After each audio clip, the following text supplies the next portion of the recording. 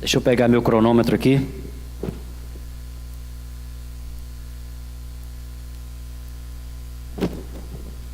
Os irmãos, como nem todos sabem, o pastor está numa viagem representando o presbitério, foi a São Paulo para acompanhar a ordenação do seminarista Elias, que é da igreja coreana. Então, como tem um apoio dessa igreja ao nosso presbitério, ele foi examinado pelo presbitério que nós fazemos parte, e o pastor Edward, como presidente desse presbitério, e o presbítero Wellington, como secretário executivo, estão ali em São Paulo representando o presbitério.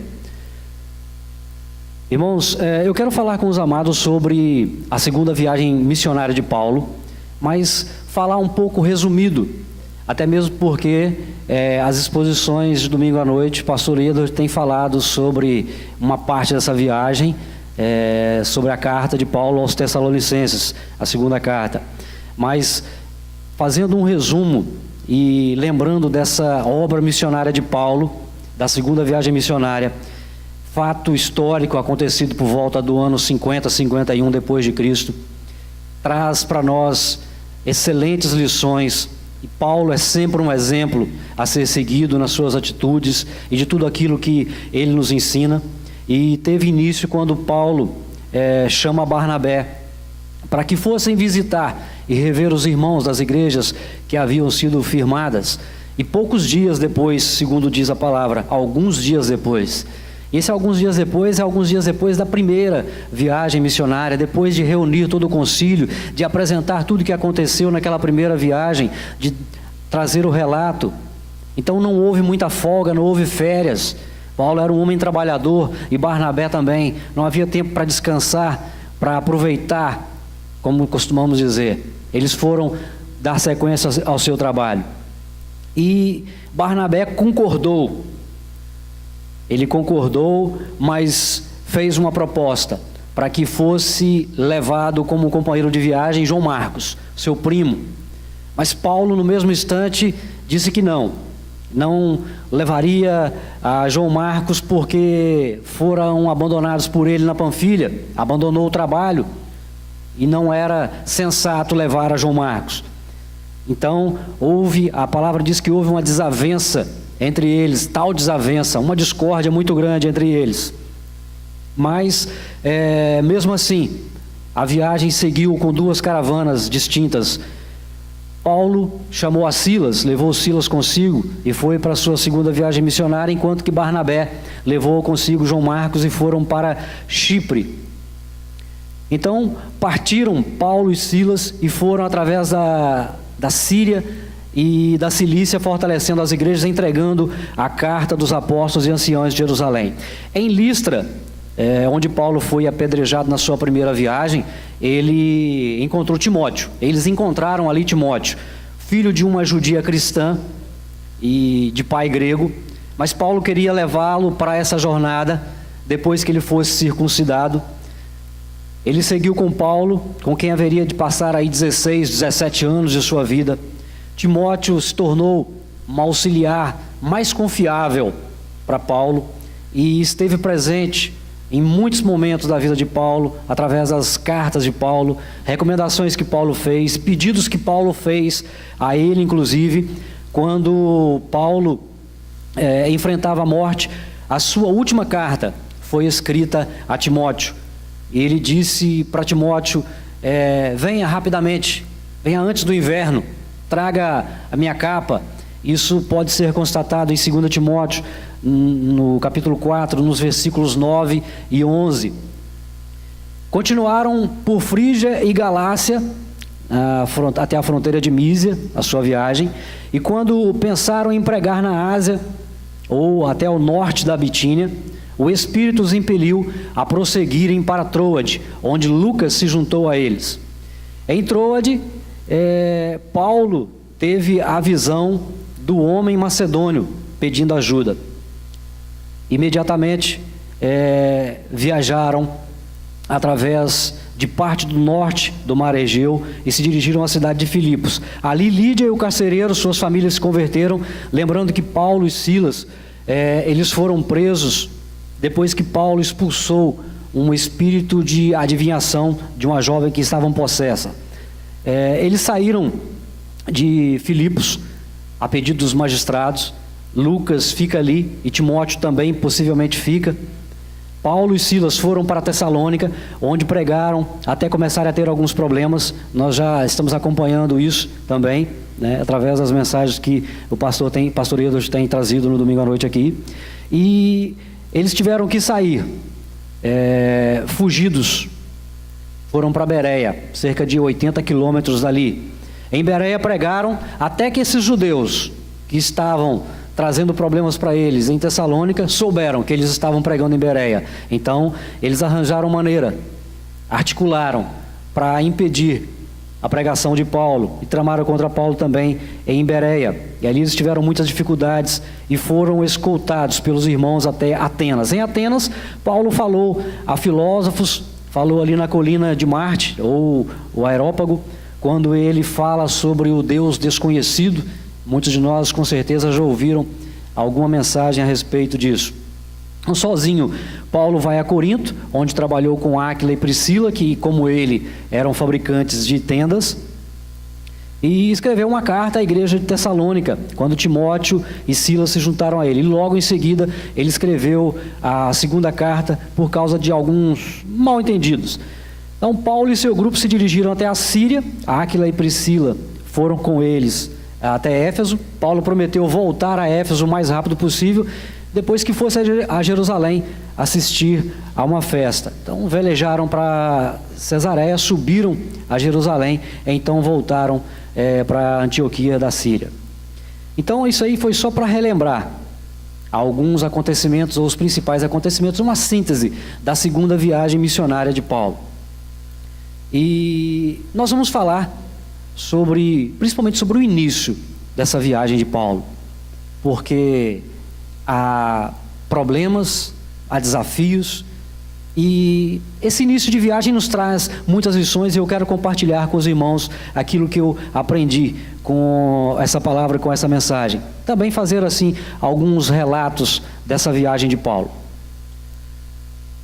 Primeiro é que esse texto, essa passagem nos diz que depois desses dias que já mencionados aqui, Paulo faz a proposta para a segunda viagem missionária. Barnabé concorda, e só que ele faz a proposta para que o primo fosse junto. Aqui no versículo 36, desculpe, do capítulo 15, Paulo diz: voltemos agora para visitar os irmãos por todas as cidades nas quais anunciamos a palavra do Senhor, para ver como passam. A preocupação daquele que já tinha pregado a palavra, a preocupação com igrejas plantadas, a preocupação com a obra, com o andamento dela, com o crescimento dela, foi exposto por Paulo aqui, quando faz o convite a Barnabé para que eles voltassem. E Barnabé queria levar a João Marcos. Paulo não gostou da ideia, porque foram abandonados por João Marcos ainda na Panfilha. Acompanhando relatos e alguns estudos sobre essa decisão de João Marcos de abandonar a comitiva naquela altura, alguns defendem que ele, por ser muito jovem, poderia ter ficado com medo de algumas enfermidades daquela época e que assolavam a muitos, ou que ele tivesse medo. Enfim, são várias as possibilidades, mas que não cabe a gente discutir, e que chama a atenção é o fato de Paulo discordar. E a palavra nos diz que não foi só uma discordância simples, foi tal desavença. Mas como assim haver desavença entre homens de Deus? Como haver tal desavença ou discordância? O que seria essa desavença ou discordância? Nós sabemos que quando nós discordamos de alguém, nós estamos com uma ideia diferente, mas quando a palavra enfatiza que tal desavença, tal discordância, é porque foi muito sério, irmãos. E nós sabemos que isso acontece e que pode acontecer também no meio da igreja. Entre líderes também pode. Entre homens espirituais acontece discordância, desavença? Acontece. Mas Deus está no controle. Esse Marcos aqui, João Marcos, só quero lembrar aos irmãos que é o mesmo que Paulo, depois, mais à frente, ele diz para Timóteo para levar Marcos com ele, porque ele é útil para o ministério, porque era jovem, mas continuou trabalhando, continuou crescendo e desenvolvendo no ministério. Quando a gente fala de desavença, nós lembramos que faz parte do nosso dia a dia.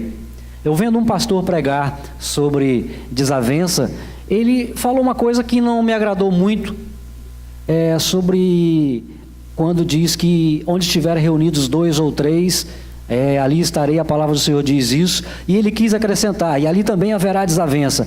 Isso, como comentário, tudo bem, porque realmente, se tiverem 2 pessoas e tiver uma divergência de ideias, vai haver discordância e ela vai estar presente.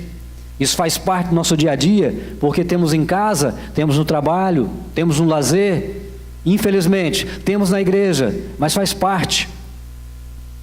Cada um segue uma linha de raciocínio, mas a desavença que houve entre Paulo e Barnabé não foi suficiente nem capaz de parar o projeto de Deus, o plano de Deus, nem de parar essa viagem missionária.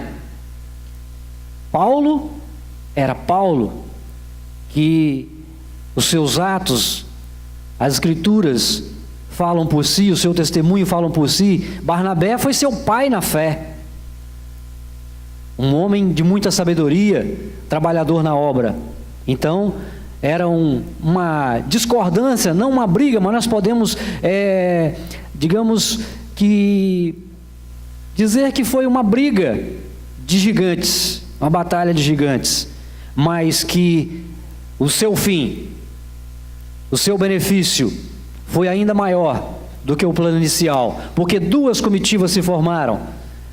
Então Barnabé foi para Chipre, sua terra natal, levando consigo João Marcos, e Paulo chamou a Silas e partiu para sua segunda viagem missionária.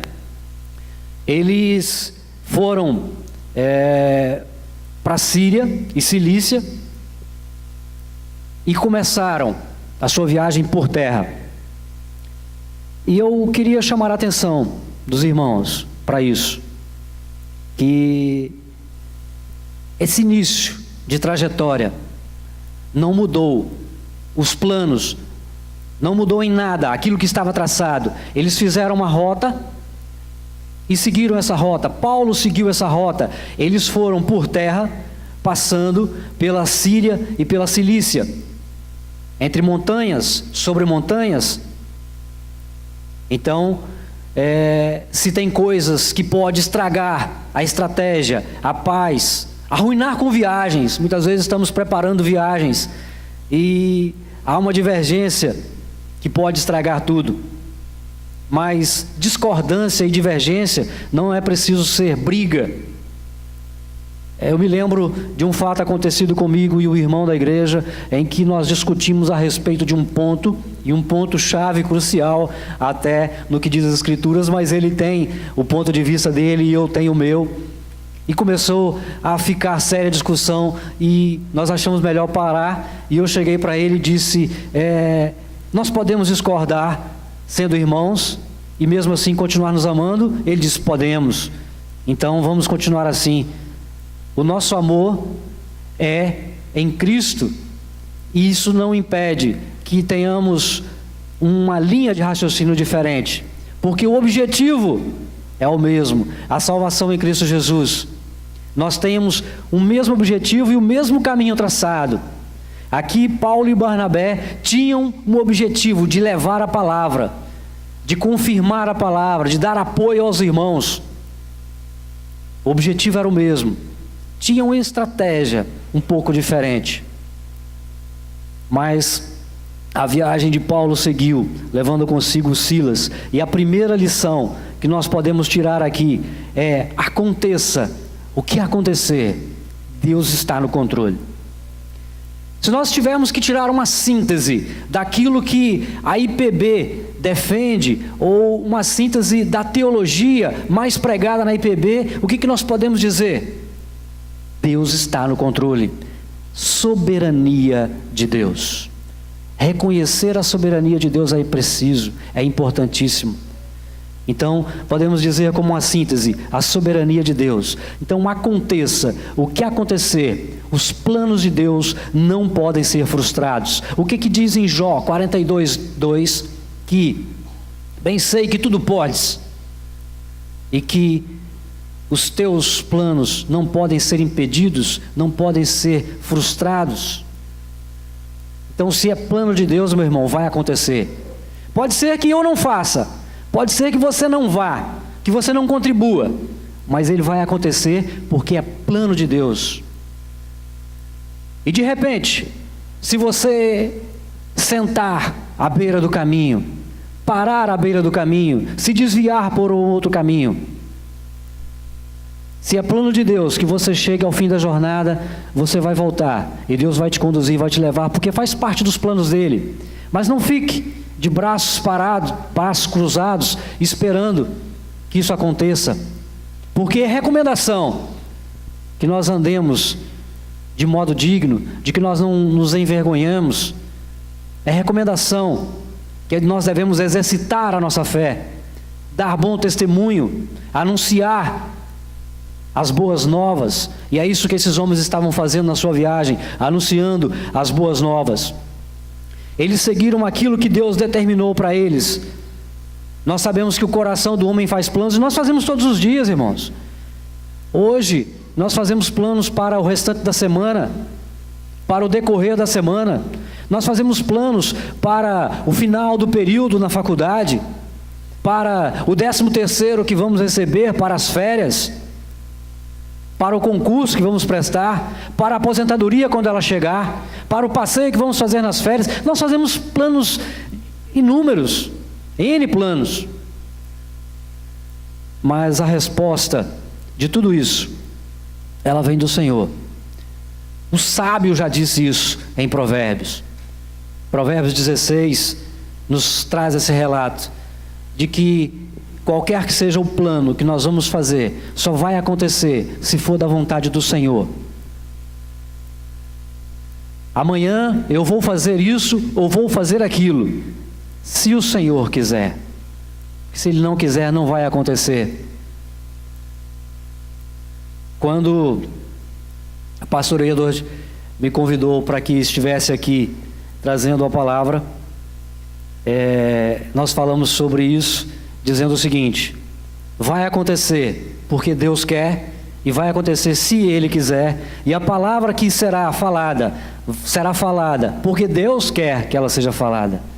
Irmãos, isso é importante para nós aceitar e reconhecer de que Deus está no controle, aconteça o que acontecer, sabendo que dificuldades nós temos no nosso dia a dia, enfermidades vêm no nosso meio, no meio da família, perdemos entes queridos, amigos ficam pelo caminho, irmãos que muitas vezes cresceram junto conosco, fizeram classe de criança, departamento infantil, foram membros da UPA, ou da UCP mesmo, da UPA, da UMP, trabalharam conosco, mas ficaram pelo caminho,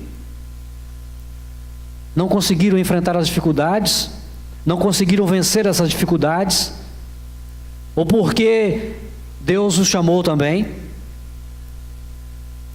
nós não sabemos o que está reservado para nós no dia de amanhã.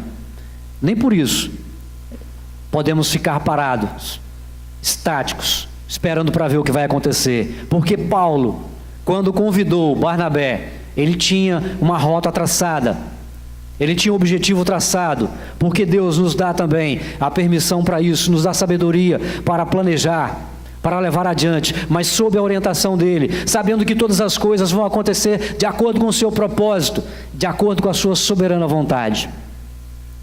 Muitas vezes nós podemos questionar isso, porque somos pecadores, somos falhos, e questionamos muita coisa que nos acontece, muitos problemas que vêm sobre nós, dificuldades financeiras, alguma intriga no lar, alguma coisa que nós planejamos e não deu certo. Acontece. Mas Deus está no controle, e a vitória vai acontecer sob a orientação dEle, debaixo da orientação dEle, porque Ele é Deus, e Ele está no controle, Ele está no comando. Nós sabemos que na viagem, Paulo e Silas enfrentaram percalços, enfrentaram dificuldades, e nós podemos pensar sobre essas dificuldades, porque nós hoje vivemos num mundo completamente diferente daquela época, num contexto diferente. Nem há 100 anos atrás se aproximava, o conforto de 100 anos atrás se aproximava do que temos hoje. Imagina, naquela época, 51 anos depois de Cristo. Então eles enfrentaram caminhos difíceis, por terra, por mar, entre montanhas, sob montanhas, não sei quais as condições climáticas, se com chuva, se com sol, se poeira. Não tinha carros possantes com os seus amortecedores potentes, aliviando qualquer baque, qualquer dor na coluna, bancos reclináveis, ar-condicionado, seja para frio, seja para quente, ouvindo uma música legal, ouvindo um sonzinho, cantando os louvores dentro do carro, um vidro escuro, seja lá qualquer que for o conforto da viagem que nós temos hoje, eles não tinham, e mesmo assim seguiram viagem. E às vezes nós estamos preparando para vir para o culto à noite, reunião de oração, seja lá o compromisso que for firmado na igreja, a gente olha pela janela, está meio assim uma nuvem escura, vou não, vai chover, está meio complicado, não vou não.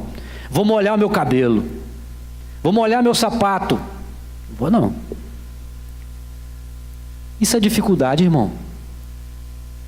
Estou chateado hoje porque discuti com o irmão, com o amigo no trabalho. Estou chateado porque eu discuti com alguém na escola, na faculdade, em casa, na família. Aqui também é lugar para acontecer isso. Senhor, me perdoa. Tudo que eu disse, perdoa meu irmão. E aí você vai ganhar forças, encorajamento, livramento, vai se sentir livre. Por que eu estou dizendo isso, irmãos? Porque às vezes a gente passa a semana toda em casa, no trabalho, seja lá onde for, e a gente não abre a Bíblia, a gente não faz uma oração, fica longe, distante do Senhor, e as dificuldades vão surgindo, e a gente está ali parado, sentado à beira do caminho. E a canção que diz que é preciso pedir ajuda, e é mesmo, é preciso pedir ajuda. Peça ajuda ao seu Deus, ao nosso Deus. Ore, fale com Ele. E é nesses momentos de intimidade, de comunhão, que Ele fala comigo e fala com você. E essa experiência de falar com Deus, de comunhão com Deus, eu não posso te dar.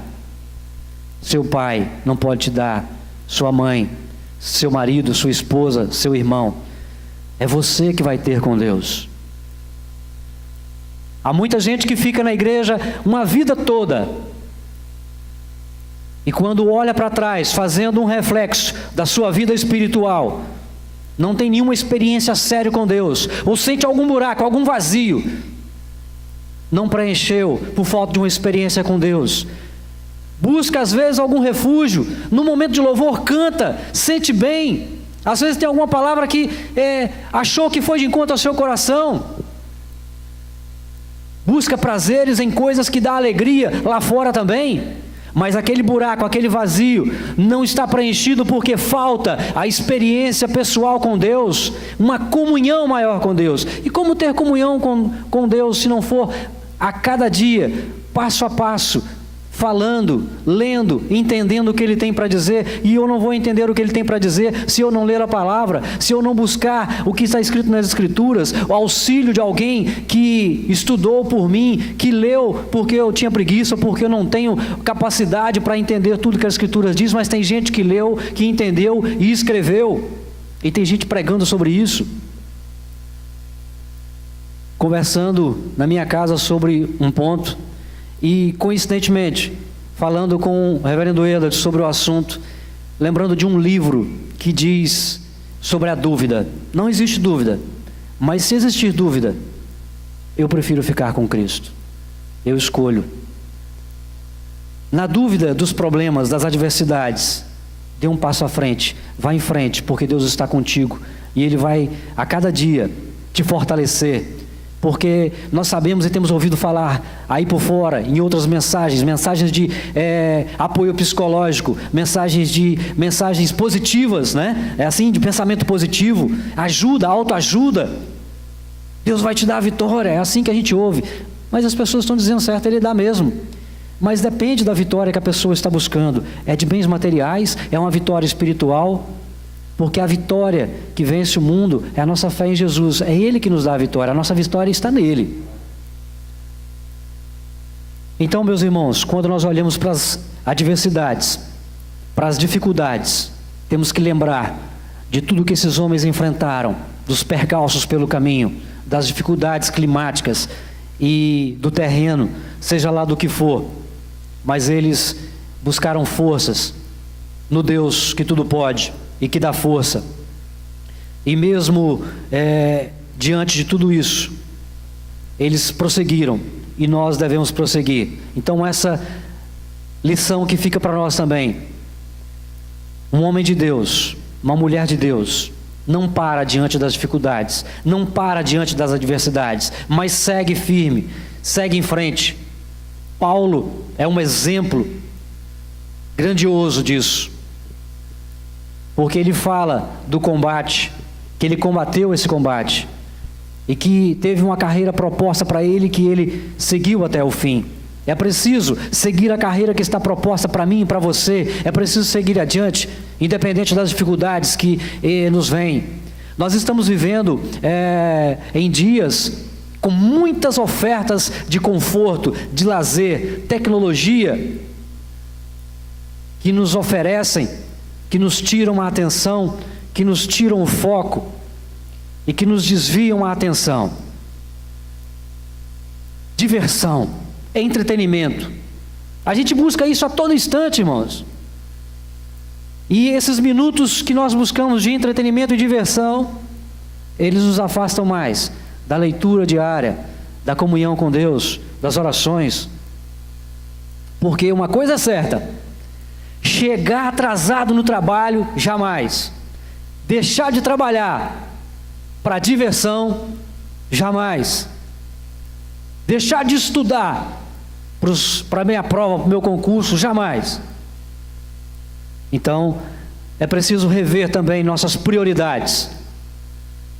O que é mais valoroso para nós? É preciso rever nossos conceitos, nossos valores.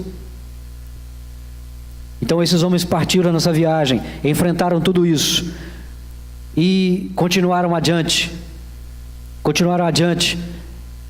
E nós precisamos seguir a nossa viagem. Logo à frente, passando por Listra, eles encontraram Timóteo, encontraram também a Áquila e Priscila um pouco mais à frente. Encontraram tantos personagens, gente que fez bem, gente que fez mal, gente que foi contra Paulo, gente que ajudou. Mas nós vimos relatos de Paulo dizendo de pessoas que arquitetaram contra ele, de pessoas que causaram mal. Há um nome que sempre fica na minha mente, de Alexandre Latueiro, quando Paulo faz o relato que esse homem trouxe males a Paulo. E se você buscar agora, você de repente pode encontrar alguém que tenha arquitetado, feito algum mal para você. mas não é para se vingar, não é para ficar cantando depois que a vitória vem com sabor de mel. É para orar por essa pessoa com amor, pedir a Deus que tenha misericórdia dele e de você também. Nós precisamos a todo instante de misericórdia de Deus e que Ele nos ajude nos nossos relacionamentos, que com certeza Paulo não criou nenhuma inimizade, nenhum problema com Barnabé, só discordaram sobre um assunto. Quando chegaram até o final da sua viagem, com certeza eles estavam lembrando de tudo aquilo que se passou no início, porque nós precisamos lembrar das lições que nós temos trazido no dia a dia. E as dificuldades, as desavenças, elas fazem parte, mas são deixadas para trás, ficaram para trás na viagem. Ele venceu, eles venceram. Isso vai ficando para trás. E vão prosseguindo para o alvo, crescendo. Porque é importante que no nosso dia a dia, nós trabalhemos o nosso desenvolvimento, o nosso crescimento. E às vezes, nós ficamos parados, como que impedidos de levar adiante o crescimento. E Paulo não era esse homem. De repente, eu e você podemos olhar para a vida de Paulo e dizer: mas eu não sou como Paulo, eu não vou conseguir ser como esse homem. Mas essa viagem, essa caravana, tinha outros personagens que contribuíram. Silas, Lucas, Timóteo, tanta gente que ajudou, e nós podemos ser cooperadores da obra. Nós podemos ajudar em prol da obra missionária da qual estamos envolvidos, e não deixar que uma discussão dentro de algum departamento, seja ele qual for, nos atrapalhe. Porque tem muita gente parando porque não concorda com o pastor, não concorda com o presbítero, não concorda com o diácono, porque o coral não canta a minha música, porque a equipe de louvor não cantou a minha música, porque aquela lição não foi dada, eu dei a opinião e ninguém seguiu. Nós não podemos parar por causa disso, isso é coisa pequena, irmãos. Problemas acontecem, problemas esses homens enfrentaram, e problemas eles venceram, porque Deus estava com eles, e eles buscavam forças no Senhor para vencer os seus problemas, para vencer as suas dificuldades. Seguindo a nossa viagem, depois de passar pela Frígia e pela província da Galícia, eles foram impelidos pelo Espírito Santo, ou impedidos de anunciar a palavra na Ásia. Mas como assim impedidos de anunciar a palavra? Alguém é impedido de anunciar a palavra. Foram impedidos de anunciar a palavra.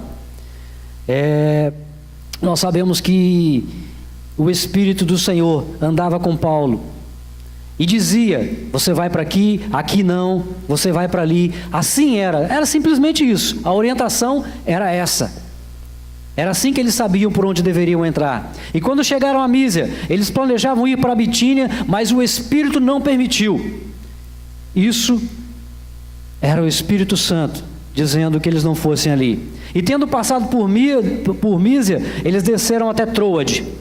E Paulo teve à noite uma visão, que se apresentou um homem da Macedônia, pedindo a ele: passa a Macedônia e ajuda-nos. E aí é que a palavra chegou até a nós. Como assim, irmão?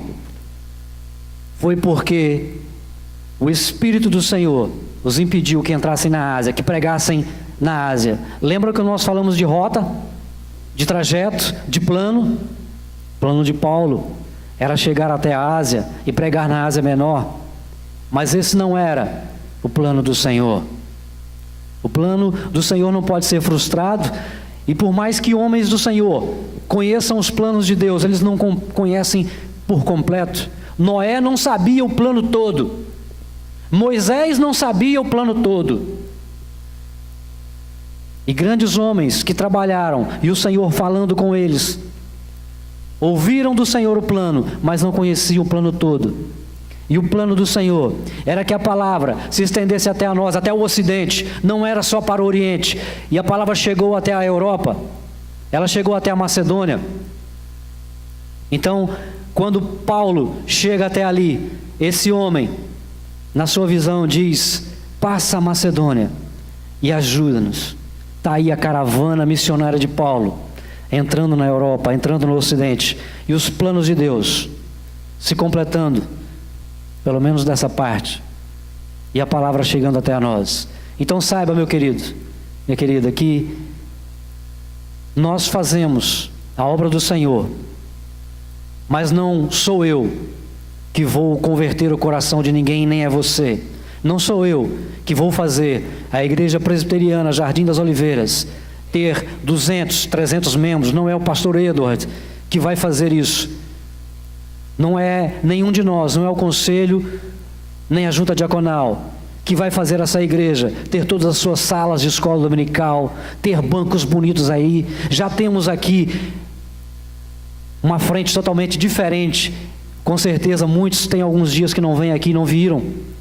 Talvez tenha alguém que não viu ainda esse forro, está vendo. Não sou eu, não é ninguém aqui que faz. Não é porque eu ou você contribuímos com o dízimo, não é nada disso. É plano de Deus, é projeto de Deus, que estabeleceu uma igreja nessa rua, nesse local. Foi plano do Senhor. E se Ele quiser, vai crescer, vai continuar produzindo frutos como tem até aqui produzido, pode render congregações.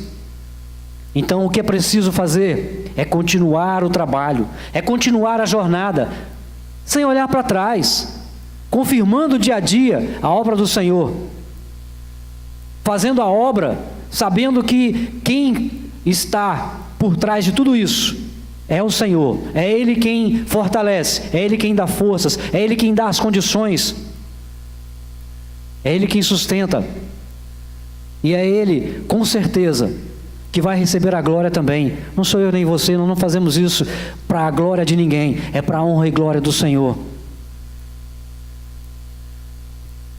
Para finalizar, eu só quero dizer, para mim e para você, que o início dessa obra missionária, da segunda viagem missionária de Paulo, que apesar de eu ter falado de todo o resumo dessa obra, que esse início de obra, ele nos dá um ânimo, e que Ele realmente esteja nos dando um ânimo para prosseguir na nossa caminhada, como membros dessa igreja local, como membros da Igreja de Cristo, espalhados aí fora, por onde quer que nós estejamos andando, como Paulo, como Silas, como Barnabé, como Marcos, Lucas, Timóteo, homens, mulheres que contribuíram para a obra missionária, que eu e você também continuemos nossa jornada, sem parar pelo caminho, sem desviar, mas que se parar,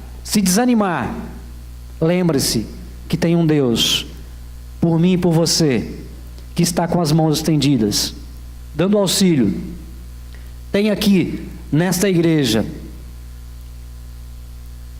irmãos que se reúnem à terça-feira, não só para estudar a palavra, para orar por si, mas para orar por cada um dos irmãos, porque a vida, a caminhada na jornada, ninguém faz sozinho, fazemos acompanhados, no dia a dia, ombro a ombro, mas sem esquecer de que quando o Senhor me chamar para os seus braços, Ele vai me chamar pessoalmente.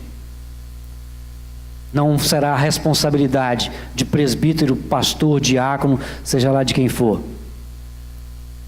Que o Senhor nos fortaleça, que o Senhor nos ajude na nossa caminhada, e que aconteça o que acontecer, eu e você não esqueçamos nunca de quem é Deus que está no controle. E não se esqueça, os planos de Deus jamais serão frustrados por nenhuma decisão que eu e você possamos tomar. Que Deus te abençoe, que Deus complete no seu coração essa palavra, que ela ache guarida nos nossos corações, para que possamos executá-la e praticá-la no nosso dia a dia. Ó Deus, nós somos gratos porque o Senhor tem falado conosco e te pedimos que o Senhor nos fortaleça e nos encoraje para que possamos viver uma vida na Tua presença dia a dia, fortalecidos pela Tua palavra, com um ânimo redobrado e juntos nessa caminhada, sabendo que o objetivo e o alvo traçado é o céu com Cristo. Nos ajude, Senhor, ajude meus irmãos, nos fortaleça para que possamos continuar nessa caminhada e que, se algum problema surgir, o Senhor mesmo esteja nos abençoando, nos fortalecendo e nos dando a vitória. Nós sabemos que somos falhos, somos pecadores e pedimos que o Teu amor nos invada a cada dia, que o Teu Espírito Santo nos auxilie a cada dia, para que possamos demonstrar o amor e praticar os mandamentos que o Senhor nos ensina, amar o nosso próximo como nós nos amamos, e ao Senhor acima de todas as coisas, porque assim estaremos nos afastando cada dia do pecado, vivendo dias melhores nessa terra, independente se é com crise, com dificuldades. O Senhor está conosco e o Teu Espírito nos consolando. No nome de Jesus eu te oro, eu te agradeço, eu louvo o Teu santo nome. Amém. Vamos cantar, irmãos.